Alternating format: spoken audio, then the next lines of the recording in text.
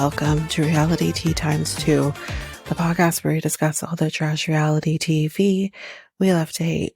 I'm Tanika, and today we are going to be discussing last week's episode of 90 Day HEA. So, I'm not going to do any hot goss. I will leave the hot goss for the more recent episodes, just so we can get through it, because it's late.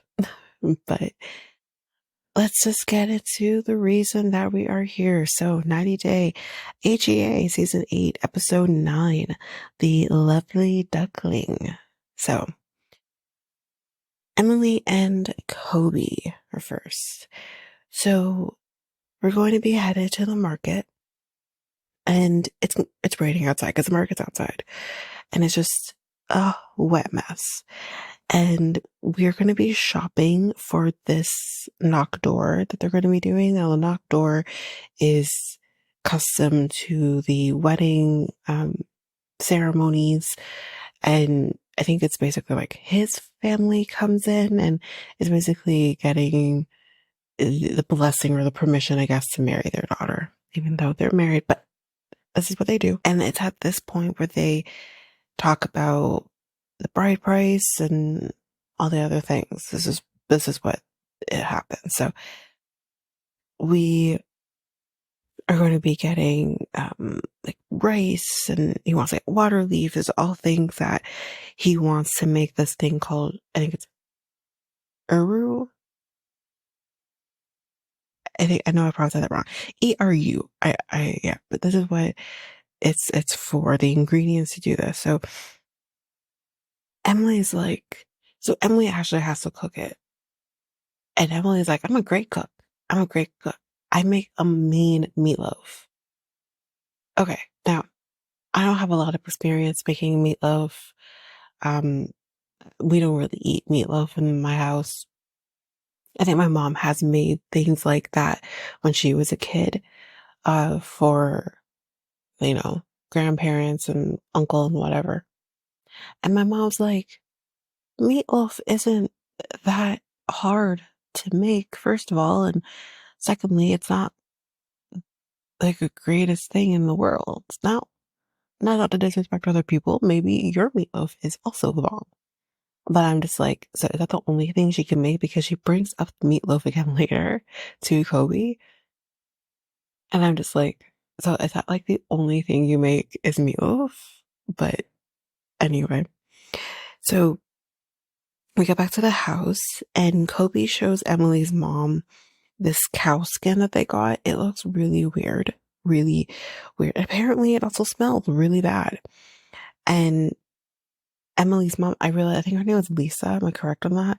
She's like, it's something that I feel like we would give the dogs to eat. And I'm thinking, okay, I understand that this is kind of maybe gross to her or whatever, but be careful what you say.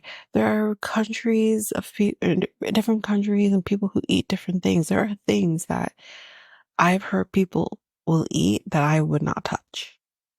But that's just because it's different.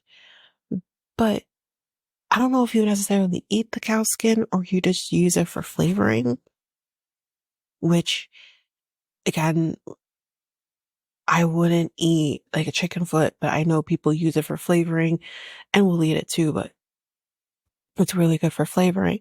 So it's just, you may not necessarily eat it, but it might just be used for flavoring. But anyway, so we're just going to go show David now the cow skin because whoa, this is whoa. And he thinks it looks like a wet croissant. It's fucking disgusting. And he confirms, yes, it smells really, really bad. And then here comes Kobe's sister. I didn't catch her name, but his sister is here to help Emily with cooking.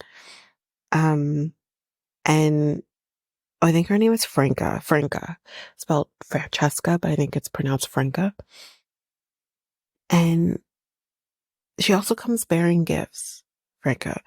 She comes bearing a chicken foot Also clearly there for probably flavoring this thing, but yeah, she's there. This is her gift to you, chicken foot. And yeah, I think it's Yeru, Uru, and they're also going to be making fufu as well. And I don't know, have I seen fufu? I don't know if my boyfriend cooks fufu, but I know he cooks something else. Oh, I'm thinking Sansa, that's something else. So I don't think I've ever seen fufu, but yeah, that's what they're going to be making. And a fried, oh wait, baked, boiled, sorry, plantains. Now, we have the old age debate on how you pronounce plantain. Jamaicans pronounce it plantain, and everyone else pronounce it plantain. Now, here's what I'm going to say. We're most likely saying it wrong because Jamaicans tend to say a lot of things wrong, but it's plantain, okay? It's plantain. This is what it is, okay? Anyway, so Franca was worried about, how he would be eating in America because he likes to eat traditional dishes and all that. And, here's this white woman who probably can't cook like that, the traditional dishes. Hell, even if he married a Black American woman, they might not be able to make those dishes. Because again, I see like my boyfriend cooking dishes that I'm like, I don't think I would ever know how to cook those things, but I'm willing to learn. That's the difference. I don't know if Emily, well, I don't teach her, but I don't know if he knows how to do those things. Really? I don't know. Maybe he's never learned how to cook. The difference again with, I don't know. I don't want to say he hasn't. So, but, yeah, she's like, he likes to eat and all that. And how will the traditional dishes be done if, his wife can't cook it? Maybe I'm just too independent of a woman, but I'm like, he could have just done it himself. He could also teach her. Like, it could have been like a thing that they could do together, and then she can cook the dishes here and there for him too, But anyway, so then Emily, while learning how to cook, is like, what if I make American food? You know? But no, you can't do that. You'll have to take care of me like a Cameroonian, or show you take care of me like a Cameroonian. But she's not Cameroonian. She's American. And you knew this when you met her. Now, the one thing I'm going to say here, like, it doesn't matter because they're married, they're together. This is how shit happens. This is how relationships tend to start too. But I do wonder if she ever, like, if they didn't get pregnant, if it ever would have happened. Like, I wonder if his intention initially was not to marry her. But that is what happened. You did marry her. She, you knew. So, I don't know. It's just, I do believe while you're there to just go along with things, and we're going to get into it in a minute. But I'm just like, she's not Cameroonian. So in the next scene, then we see Scarlett being the absolute cutest, Kobe's blowing bubbles and stuff. It's so cute. And then we get the parents here, David and Lisa. And they're going to be talking about the knock door with Kobe and Emily. And David is like, listen, I got a list going, okay, for the bride price. So it's like 60 pages long, okay? And here's what I want. I want a goat. We'll keep the goat here though. We're not going to bring the goat on the plane. They can keep the goat as a pet or eat it. Cause yeah, he wants, palm oil.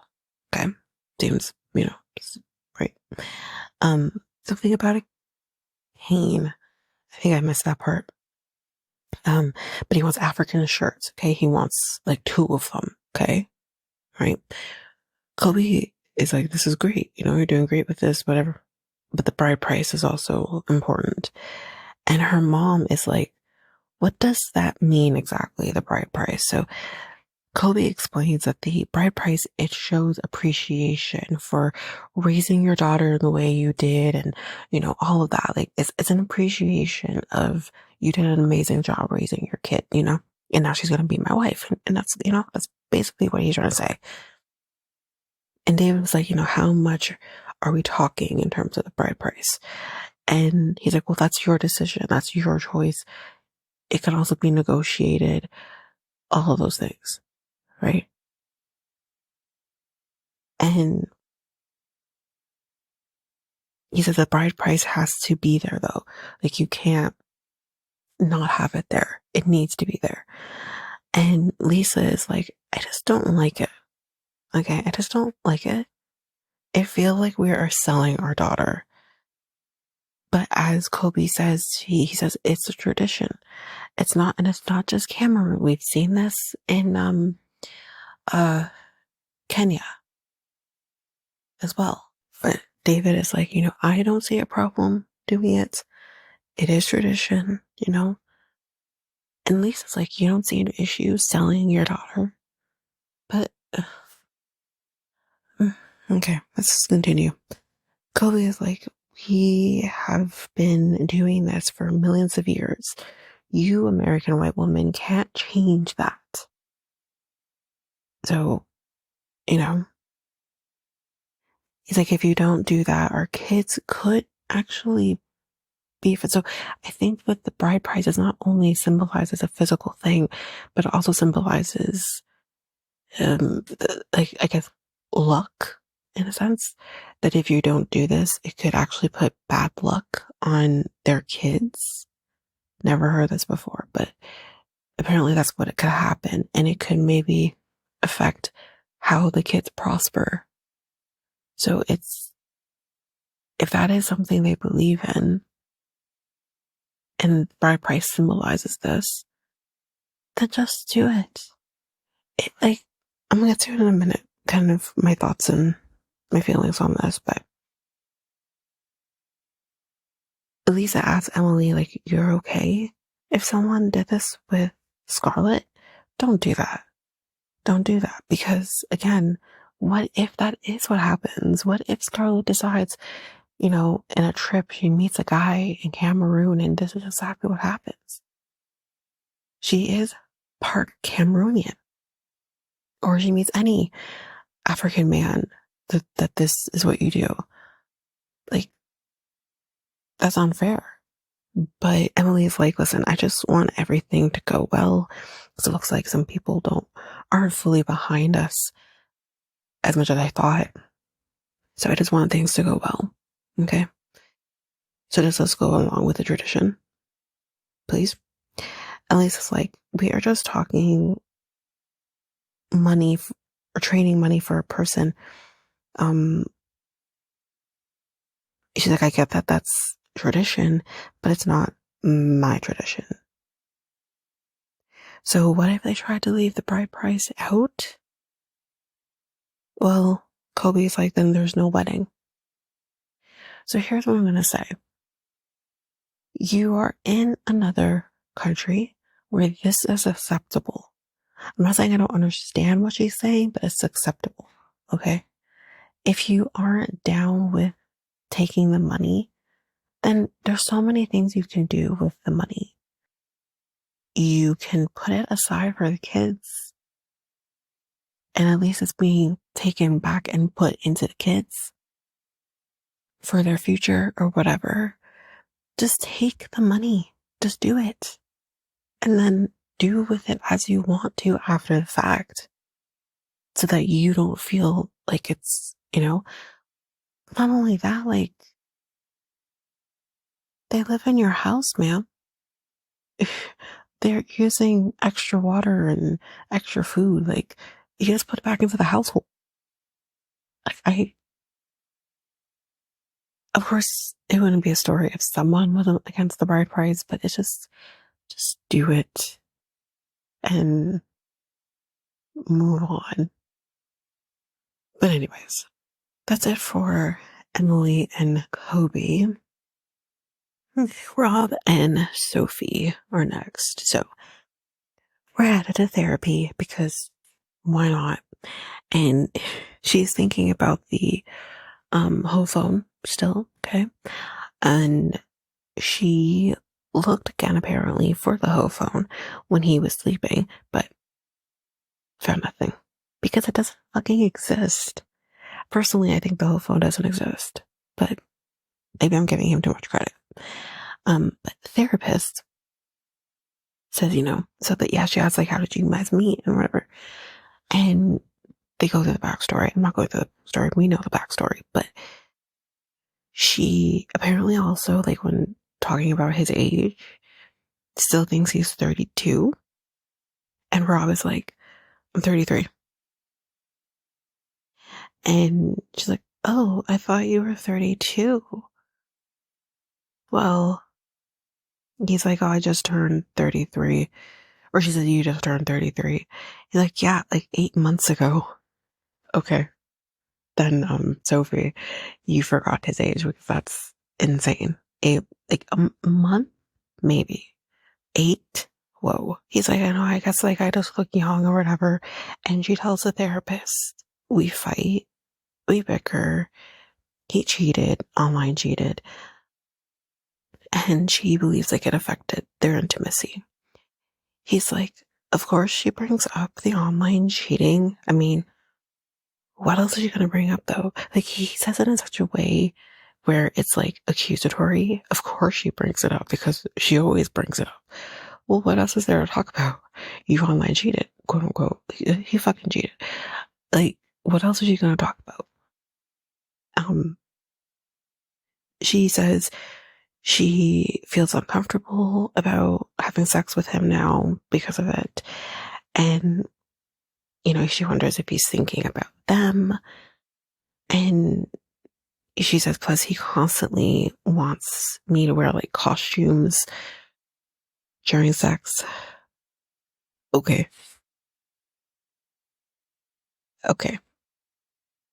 And everyone has their thing. Okay. Everyone has their fucking kink. But if I'm being told that I have to constantly wear a costume or a lingerie or whatever, like that's a problem, right? Now, I'm going to appease you to a certain extent, though, at the same time, and maybe let this run its course kind of thing, because my boyfriend will have moments or, something unlocks in his brain where he's like, I want it like all the time. I want you to wear lingerie or something like all the time.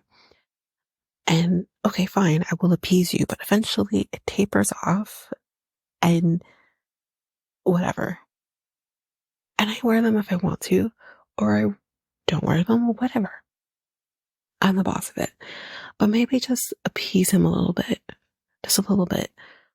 Or maybe you guys need to talk about boundaries.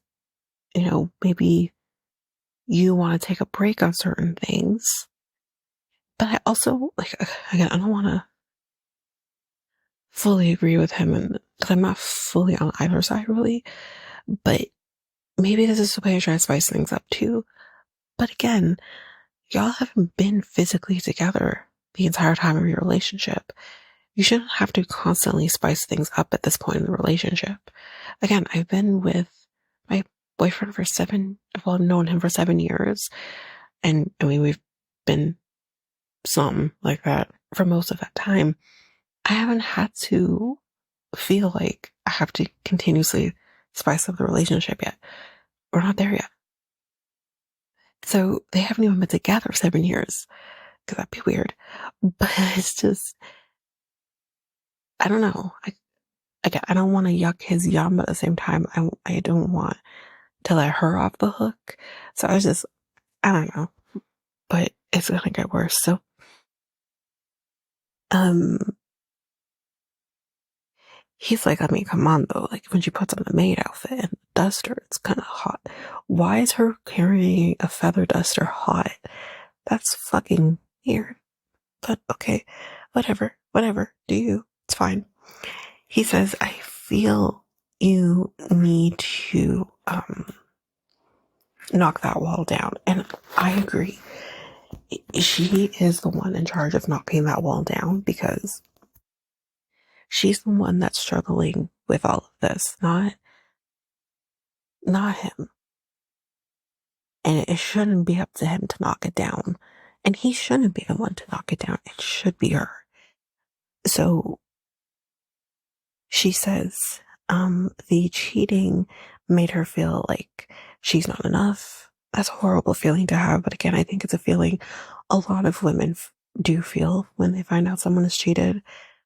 And she takes it a step too far, though, I believe, in me.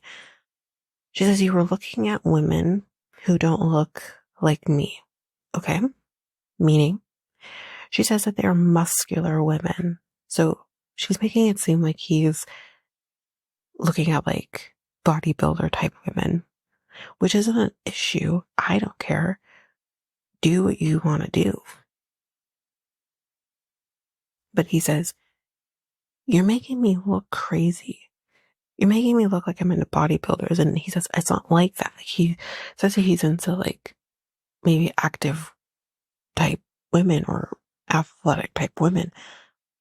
I do think that he's looked at bodybuilder type women just based on how he reacted. But I think for men, maybe, or for him, like, I don't know, that maybe it's embarrassing to him to admit something like that. And again, like, he has like his friends or whatever potentially watching the show and it's not right, but they may make fun of him for it. So I do think that it's potentially true. I don't care if it's true. It is what it is. But maybe shaming him for the kink isn't a good look either. And that's why the therapist stepped in. I applauded her for this, where she says, okay, I'm going to step in here because there is judgment surrounding sex when it comes to men. So I think that's where he's coming from. Like, if you're not looking at a typical type of woman that is acceptable for men to look at, then you're being shamed for that. And that's not fair. And it's unfair of her to shame him for it. Make it about the fact that he's looking at women or messaging women who, when he shouldn't be. Doesn't matter what the woman looks like. Make it about that. Don't make it about how the women look in comparison to you. That's unfair. But when she's like trying, therapist at one point before she was able to say, do not judgment. The therapist is like, Rob, let me, oh, okay. And he just keeps like talking over her, and she's like, you're interrupting me. But he's very adamant. He's very upset. And Sophie's like, but they are muscular. But who gives a shit if they're muscular, Sophie? Who cares? And I'm not saying she's saying it to judge them. It's about judging him. And again, if you're here to judge him, then you're not ready for therapy. You're just not. But anyway, she's like, don't lie to me. Otherwise, I won't do therapy with you. So it's a tit for tat. If you're going to do a tit for tat, again, like I said, you're not ready for therapy. You're just not. Anyway, he says it's frustrating, or she says, someone says it's frustrating, and that shouldn't be an argument. It should only be him making it better, is what she says. Okay. I understand he has to make it better in the sense of he's the one who has to, I guess, repent, for the cheating. But it's a teamwork. It can't just be on him fully. If he's the one expected to make things better, then you also have to be able to receive it. And based on this episode and the next one, she's not ready to receive it. And I'm not saying she has to be. But if you're not ready to receive it, then this relationship is going to go nowhere. You're not going to be able to fix it. It is not. And again, I'm coming from a person in the experience of having to do this. If I wasn't ready to receive the repentance and the apologies and the work in order to fix the relationship with my ex, it was going to go nowhere. We both sat down and talked, okay, we want to make this work, then let's do this. It can't be me completely always, shoving shit in his face. You did this, you did this. Now, in that case, things were always coming back up and wasn't able to move on past this shit.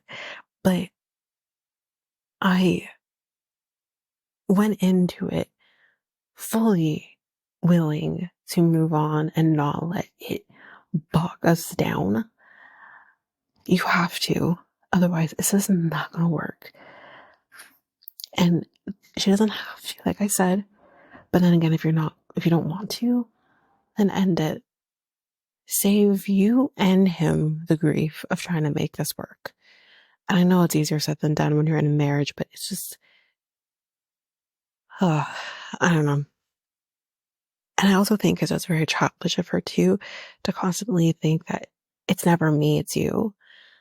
And in this case, partly it is him. I'm not saying that's not, but it's always you're one expected to fix things. I'm perfect. But again, when she has people around her like Kay or Claire constantly saying he's wrong, you're right, like their relationship is absolutely doomed. But the therapist is just like, I want to validate him. This is where she says about being judged. And he says, if I watch porn, he says this in the moment, it reflects what I want, which is Sophie. Maybe it does. Maybe he sometimes twists shit up. It's fine. But I think even Sophie would shame him for even that. I don't know. Maybe I'm taking it too far, but he apologizes to her and he gets I get you felt triggered. She says, I only bring up the cheating because I want reassurance. Which I understand, but where's the line in that? Where you just have to, again, when I got back into my current relationship, which was about 3 years ago now, I remember telling him, listen, be kind with me, be patient with me. There are going to be times where I might fly off the handles and I might need that reassurance. And it happened for sure. But I warned him initially. It's like, please just be patient with me. I'm going to have to work on my insecurities. But I didn't make it about him all the time because it was about him. Initially, the insecurities happened because of him, but it's my problem. I'm still letting it happen, even though he's doing everything right. I'm not saying Rob's doing everything right, but I'm saying if he's doing everything right in my eyes, but I'm still feeling insecure about certain things. That's me.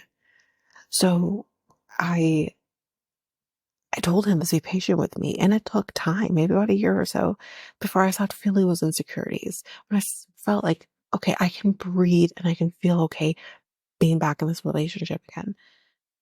And we got there. But that's why I say to her, or I say, where's the line in the reassurance? When's enough enough? I don't know.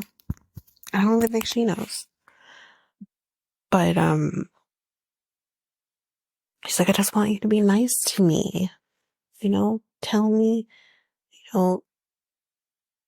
you want me or whatever the hell. And he says, the only nice thing you said to me is that, or she says, the only nice thing you said to me is that I look nice.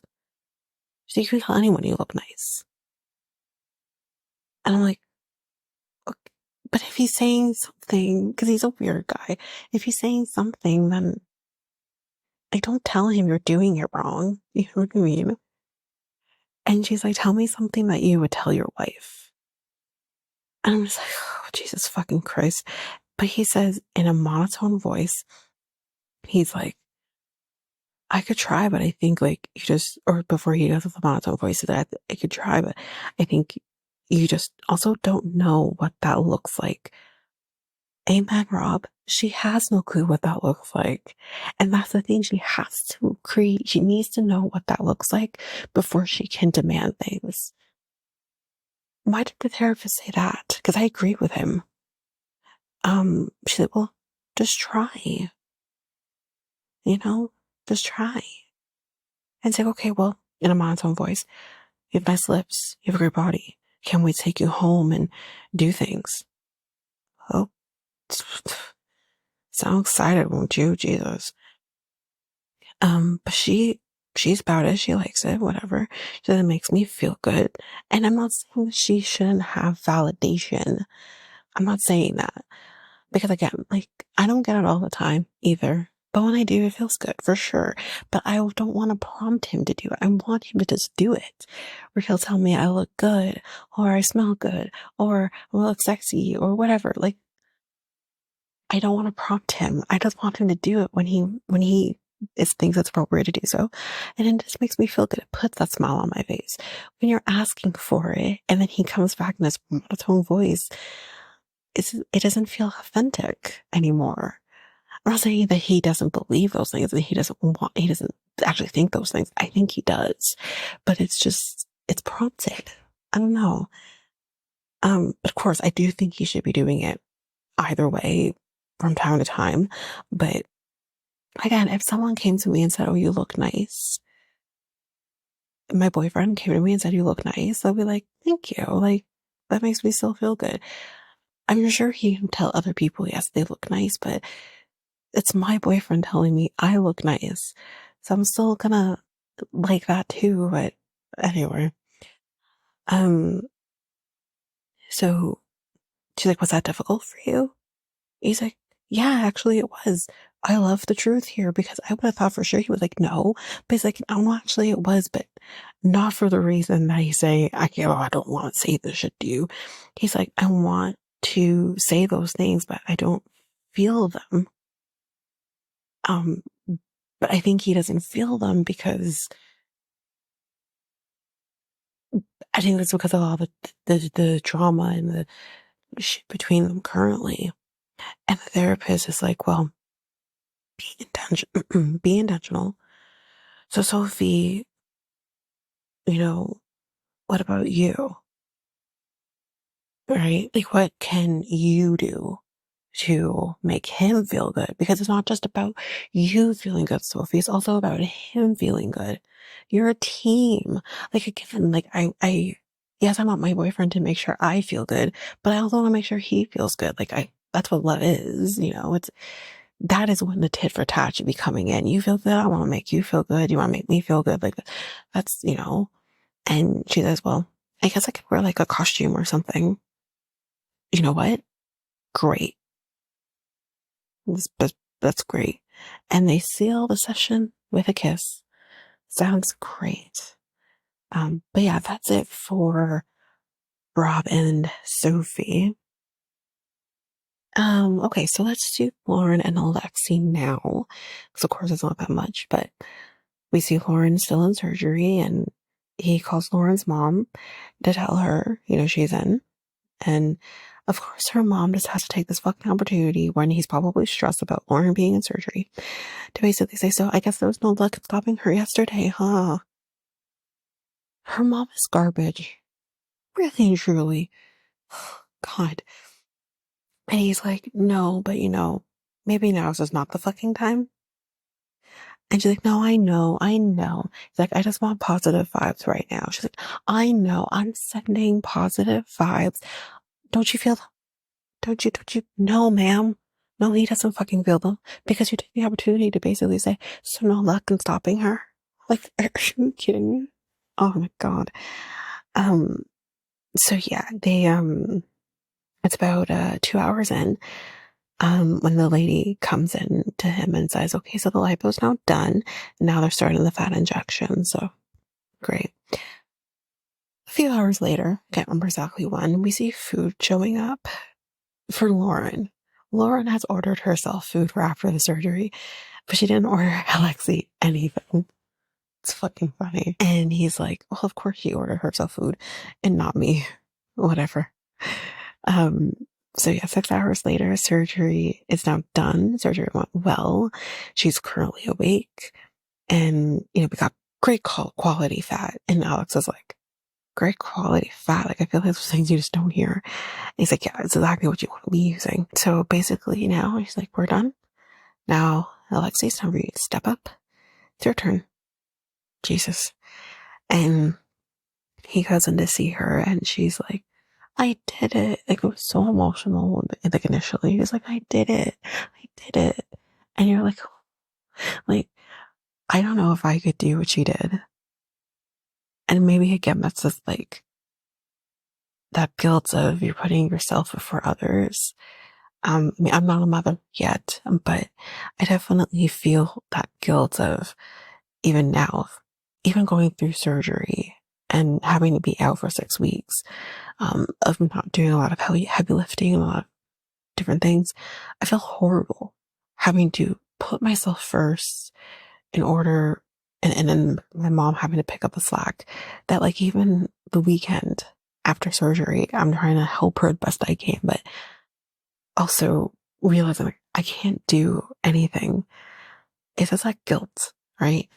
And so I understood it from that perspective.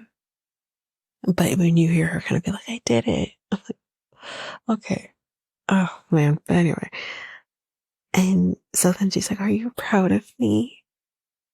And he's like, yeah.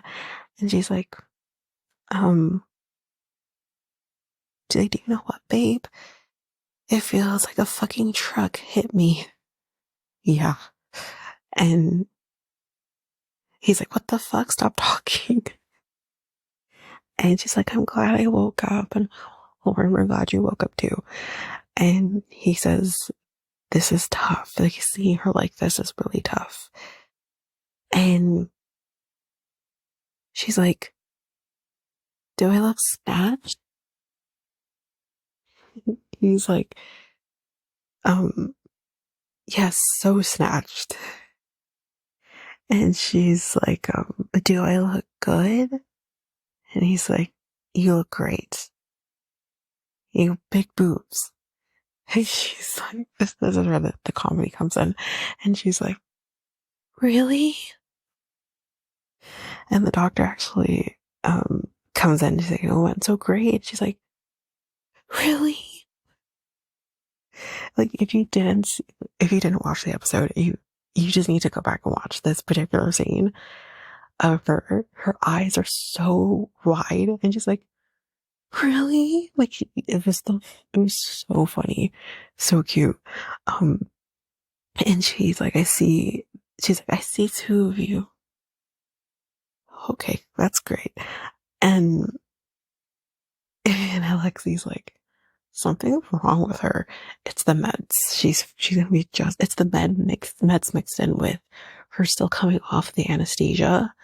It's all of those things. When you're coming off anesthesia, for those people who haven't experienced coming off anesthesia, it's a loopy feeling.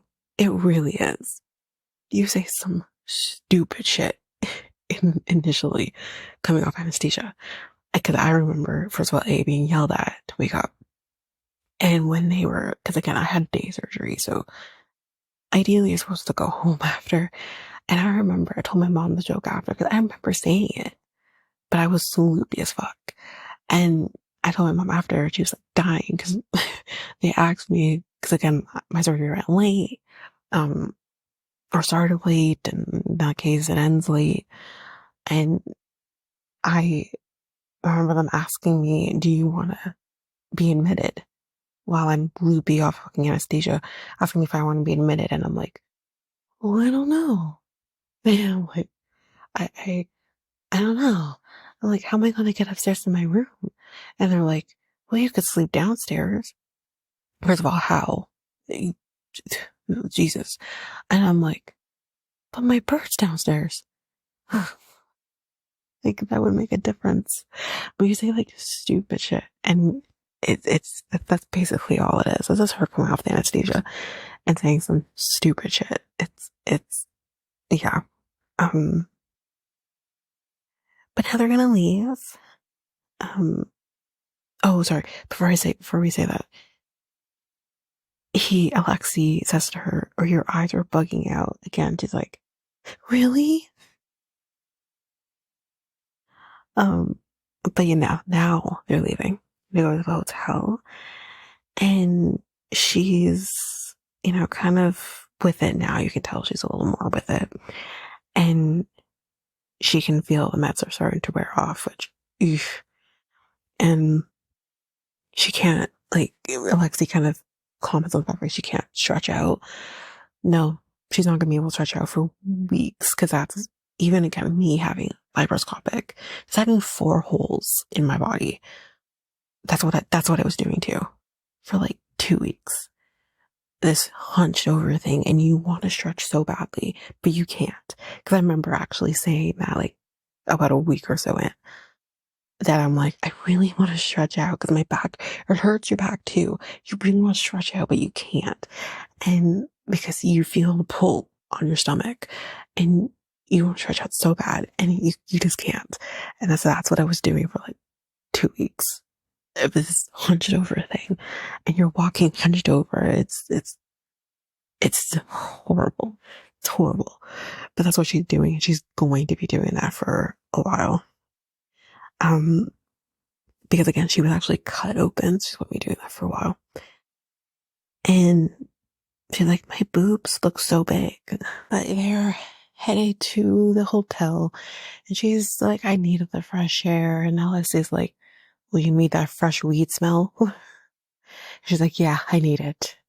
But yeah, that's basically it for Loren and Alexei. We're going to take a break here. And when we come back, we will jump in with the final 2 couples of this episode.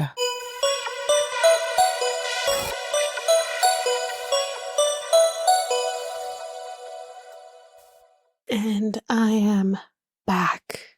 So we're going to be doing Manuel and Ashley. I mean, we're going to go through this pretty quick because it's just the same old, same old. But Manuel's going to be meeting up with Jonathan. We kind of see him, outside. When he went outside, he calls Jonathan and says he's going to tell him everything that does happen. Buy me a beer because I have no money. And it's kind of like a few hours later, we see Ashley is also going to be coming to talk to Jonathan. Jonathan says, okay, I got Manuel's side of the story. Listen, on Switzerland, I want to get Ashley's side of the story. So that's basically what he's going to be doing. And when she gets there, Manuel doesn't even really truly acknowledge her. And Jonathan says, like, say hi to your wife. And he's like, hi, or something like that. And Jonathan's like, be a little freaking warmer. Why don't you? She's your wife. And of course, Ashley just feeds into that because she's like, he's so cold. But she tells Jonathan, she feels disrespected, and like her feelings weren't being respected. And she says, like, just talk to me. And he says, listen, Manuel didn't want to bother you because you were sleeping, so that's why he didn't say anything, which understandable. But I'm with Ashley on this one. Fine, if I'm sleeping, then send me a text. It's very simple. Then Manuel is like, I know how you are. You'll start asking, where are you? You share your location. Why didn't you take me? And all those things, yes, may be true, but there's a way to handle yourself as her husband, because come on, you had to have known that was going to be the case. She's a lot. And there's a way to handle yourself than just basically taking her completely all the way out. And I don't know, I'm on both sides, honestly, because I'm like, there's points where you're wrong, Manuel. There's points where Ashley's wrong. I understand, like, maybe she struggles with trust due to past relationships, but those past relationship issues isn't Manuel's issue. However, Manuel not being transparent and communicating with her, that's Manuel's problem. That has nothing to do with her past relationships. That's you, my guy. She's like, I started my morning crying because of this. And Yeah, because of like, it's how he's acting or whatever. And he says, if you want me to understand you, you need to understand others. And that, what, that might be very true because I think Ashley is probably a very selfish person. Um, or just kind of thinks of herself and no one else, but he's the same way. Jonathan says he trusts you. He just wants the same. That may be very true. And Jonathan says, like, can you trust him? And Ashley just says nothing. She says absolutely nothing.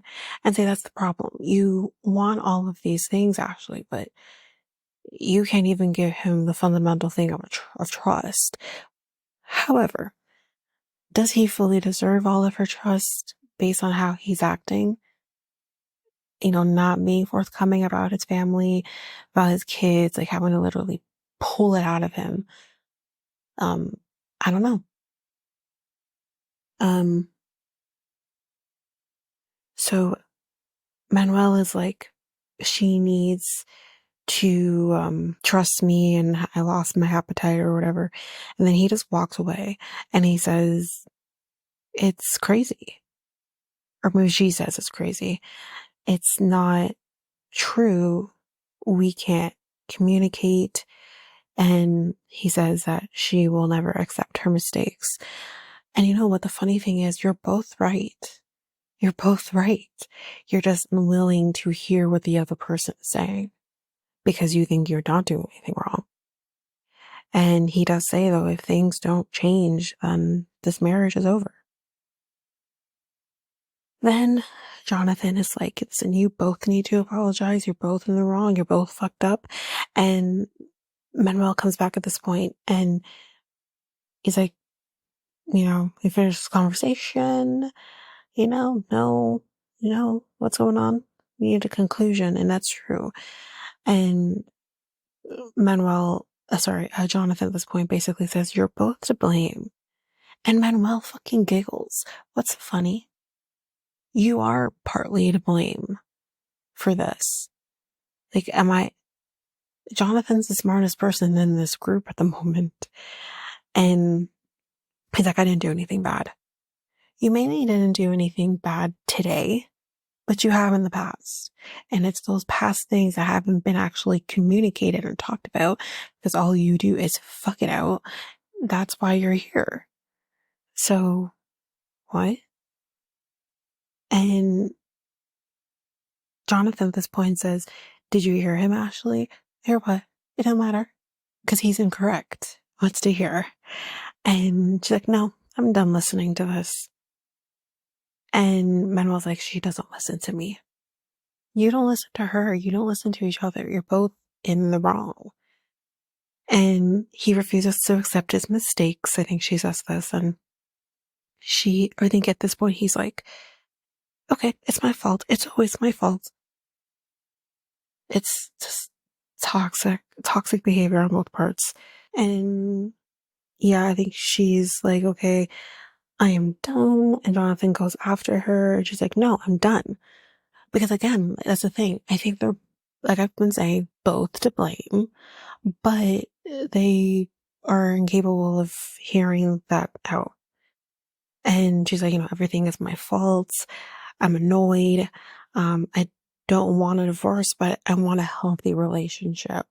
Well, in order for both of you to have a healthy relationship, you both have to admit where you're both wrong. So I guess at this point she's in like an Uber or something and the door's open or whatever. And Jonathan's like, you're gonna get in the car, And he does go into the car and goes to the car and he said, come with you. She's like, in the fucking car. But she says it in English, basically. She's like, get in English. He's like, what?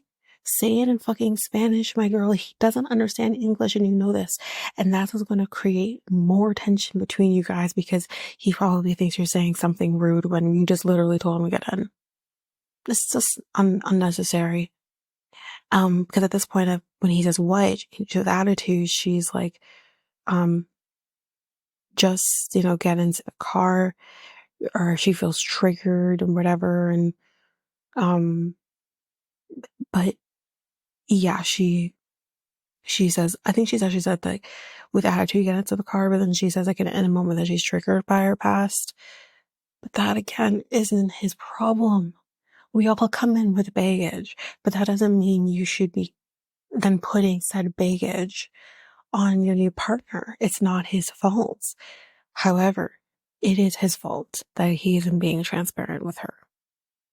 Um, but she's like, I have done self-reflection, but what about him? I don't know if the self-reflection is working. Ashley, I think you need to do a little more. But yeah, that's basically it for Ashley and Manuel. Let's go to Gino and Jasmine again. It's not like a whole lot with them either. I mean, there's enough.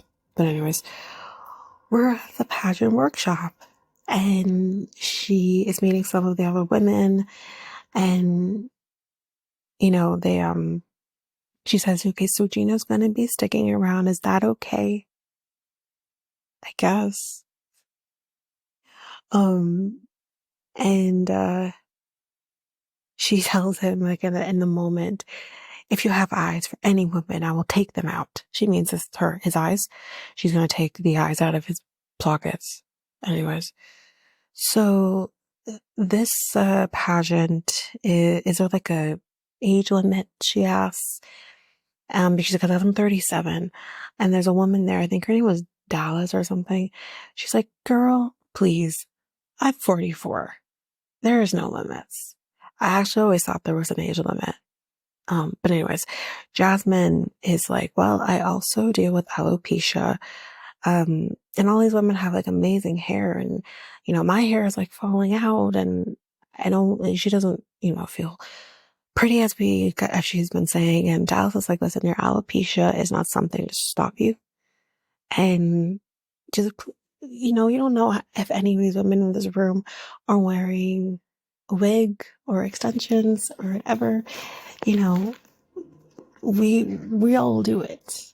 And I feel like these women were really amazing, even if it's all like, you know, producer driven or somewhat staged. They were all amazing, I thought. So, she's like, you're beautiful. And Jasmine gets very emotional here, and I think she's everything she needed to hear because she is beautiful despite all, you know, everything she's going through right now. And she's been feeling so ugly lately because of the stress, and the stress is affecting her alopecia. Um, and they say to her, "You're not ugly. You're beautiful." And like I said, again, these women are so amazing. I love seeing women supporting women. It was great. Then we practice our one-way walks, and of course, Jasmine goes first, and she practices the walk, and you know, she's doing good. She's wearing the crown and the sash, and you know, she's having fun. And she's like, "Thanks to my glam team," and me in the moment.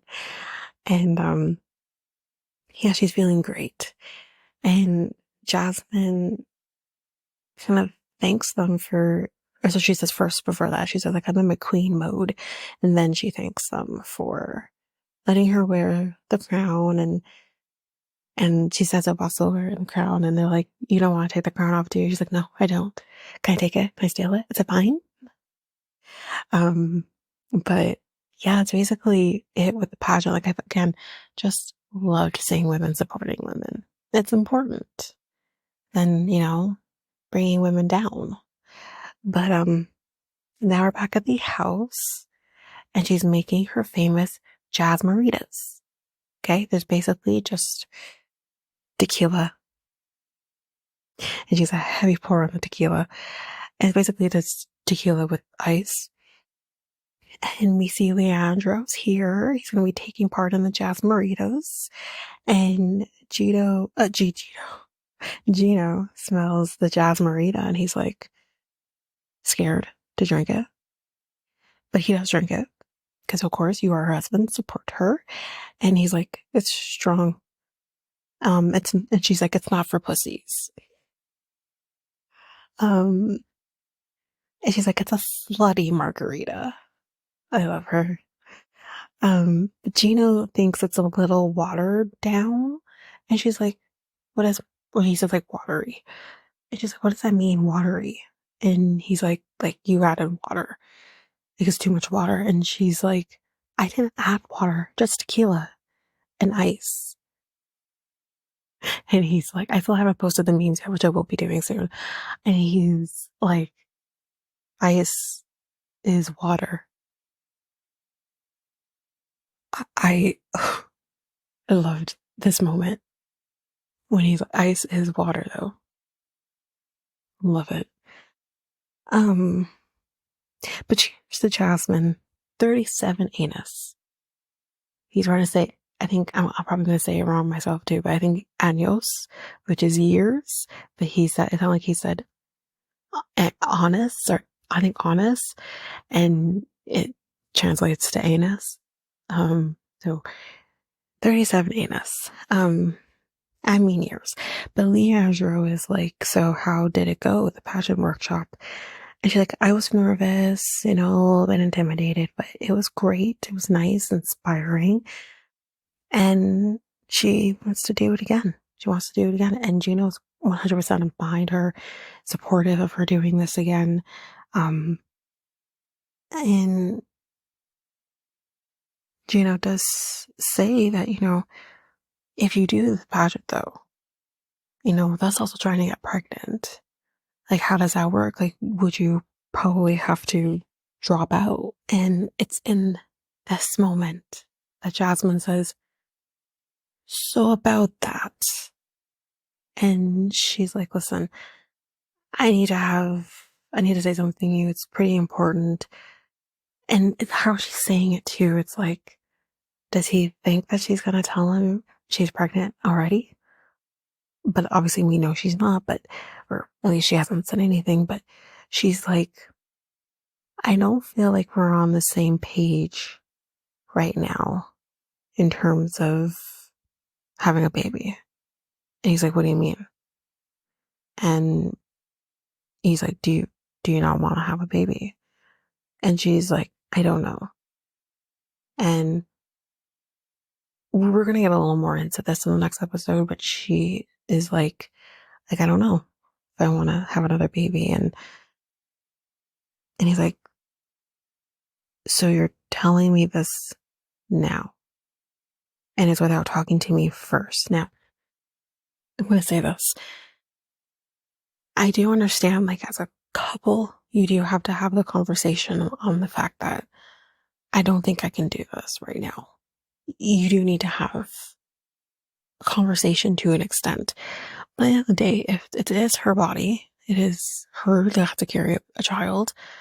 And if she thinks that she isn't physically able to do that right now, and mentally and emotionally able to do that right now, she doesn't really have to have a conversation with you. She just has to tell you. And it's at that point you can tell her how you feel about it and she can take it into consideration. But she's the person who has to make that decision. And it's at this point he kind of just walks away, and he was her cook, and he just walks away. She's like, where are you going? And he's like, I'm going to bed. I can't do this anymore. He's obviously upset, but like I said, we will get into that in the next episode. But that is the end of this episode. So I'm not going to do, we got a still to come. I'm not going to do the still to come because, again, we did get some of that in the last episode. Hopefully I can get it to you very soon. But what I am going to tell you is in the next episode, we do get Ed and Angela. And I just want to remind everybody that obviously I don't cover Ed. That's been clear thus far. We haven't seen Angela yet until this point. I am not covering her. It was triggering even to watch a little bit of her. So I will not be talking about her at all. So I just wanted to remind you on that. I'm not sure who is going to be talking about her. I haven't listened to any episodes recently of any podcast that's covering her. Maybe married to reality is. I don't know. But I'm not. I know Cray Cray isn't. I'm unsure on Reality Gaze, so I don't know who's covering her, but it's not me. So yeah, if you want coverage on her from somewhere else, by all means, please do. But I will not be talking about her. She's absolutely triggering to me on also just a personal level. She's very triggering to me, so I just cannot and will not. But that is it. The most recent episode, I'm hoping that I can get that to you by tomorrow, I think. I do want to get the next selling OC episodes to you, which I should definitely getting those to you tomorrow. So I'm hoping that I will probably just focus on doing some notes today and I can get that to you as well. But that is it for this episode of HEA. So if you like what you heard, please rate, review the podcast on either Apple Podcasts or Spotify. Also, don't forget that you can also share us with everyone in your life if you really love this. And I do want to read those reviews. I'm definitely getting 5-star ratings, but I want to read those reviews. So send me those reviews and I will read those 4 and 5-star reviews on the podcast. Also, we're on every one of your favorite podcast apps. Every one of them, including you can find us on YouTube at Reality Tea Times2. If you want to connect with us, you can do so by going to either Facebook or Instagram at Reality Tea Times2. You can also find us on Twitter, TikTok, Reddit at Reality Tea Times2 Pod. We also have our email, which is at realityteatimes2 at hotmail.com. Definitely want to hear from you guys. And we also have our new website where you can listen to all of these episodes. You can review the podcast on there as well. You can connect with me in any way, all the stuff. It's all there, and you can find me there at www.realityteatimes2, all spelled out, .podpage.io. It's there. And don't forget, I also have my other podcast with my friend Mikkel, Next Take Podcast, where we talk about all kinds of different topics. But you can find us on any of your favorite podcast apps over there as well. Or you can also go to YouTube, and you go to Next Take Podcast, as well as our website, which is solo.to/Next Take Podcast. So yeah, there's that, and that's basically that. And again, don't forget, if all of this information is overwhelming, we do have all of the links, everything in our show notes. But that is it for now, guys. Thanks. Bye.